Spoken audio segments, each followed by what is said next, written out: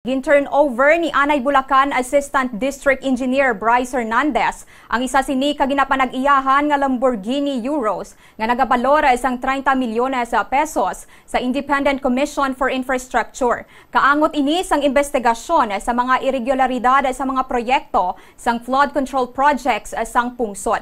Nahibaluan nga una na nga ginbalik ni Hernandez ang isa pa sini kasalakyan nga GMC Denali nga nagabalor naman isang 12 milyones pesos. Ginpahayag sang abogado ni Hernandez nga si Attorney Raymond Fortun nga ini nga mga ginbalik nga mga propiedad ni Hernandez amo ang pagpakita sang sinseridad sang iya kliyente. Sunod naman kay Baguio City Mayor kag Independent Commission for Infrastructure Special Advisor Benjamin Magalong, ginapaabot pa nila nga madugangan pa ang mga malahalon nga salakyan kag motorsiklo nga ibalik ni Hernandez sa komisyon.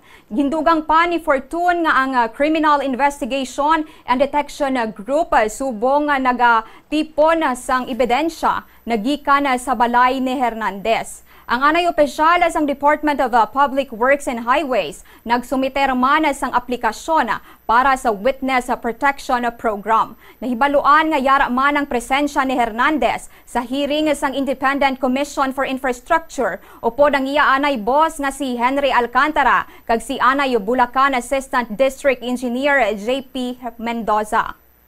Itong mga tao na kasabwat, no, although hindi sila yung most guilty, ay dapat na managot din to a certain extent. And that's why ang unang action dapat nitong mga state witnesses potential na ito, isoli nila kung ano yung mga nakuha nila, di ba? Para pwede nating sabihin na kahit papano nagkaroon ng konting hustisya. Actually, a discretion or an option of the DOJ, no? So, but I really do hope, no, na yung kanyang application would be favorably acted upon, no, para hindi na magkaroon ng ganung klaseng komplikasyon.